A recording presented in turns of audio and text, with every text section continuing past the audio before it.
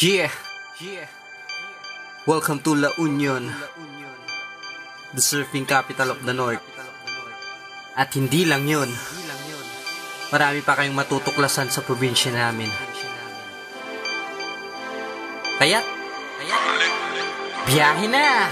Sulit ang biyahe ko ito, sulit ang biyahe ko.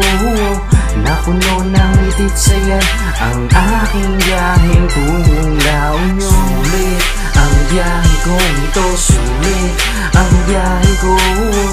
Di ko inakala na magiging ganito ang aking biyaheng tungong La Union. 5 oras, di kaya o 6, biyaheng Manila papunta sa amin. Matatanong mo dito magandang tanawin, isip ay mapapalagay sa presko na hangin. Kung hanap mo naman ay mga pagkain, narito na ang mga bangus at mga dain. Syempre di mawawala ang masarap na basi, galing na ganyan di ka magsisisi. Para sa mga taong mahilig na mag-surf, dun po sa San Juan, the place you deserve. Para sa Pugo, dun sa Tapuacan, Bangar, Palawan at sa Bacnotan, San Gabriel at Aringayagoon, Santol, Santo Tomas at Rosario, Bawang pa, pati Cabaso Dipin. Tara na bumiyahe, pamasay ay sulitin. Sulit ang biyahe ko ito, sulit ang biyahe ko. Napuno ng itit saya ang aking biyaheng tungong La Union. Sulit ang biyahe ko ito, sulit ang biyahe ko.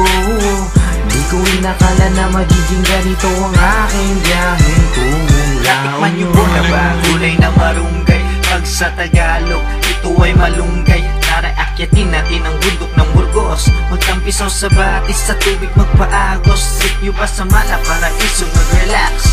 Tara na sa Thunderbird tayo mag-relax. Bisitahin natin mga bato ng Luna, para ang listahan mo ay mabuo na.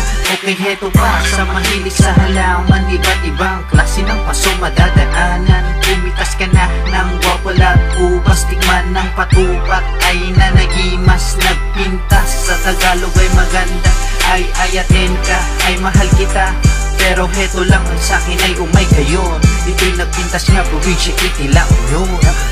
Sulit ang biyahe ko ito, sulit ang biyahe ko.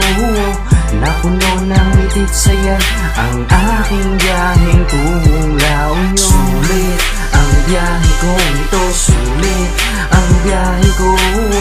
Di ko inakala na magiging ganito ang aking biyaheng tungong La Union. Sulit ang biyahe ko ito, napuno ng itit saya ang aking biyaheng tungong La Union. Sulit ang biyahe ko, di ko inakala na magiging ganito ang aking biyaheng tungong La Union. Sulit ang biyahe ko ito, sulit ang biyahe ko.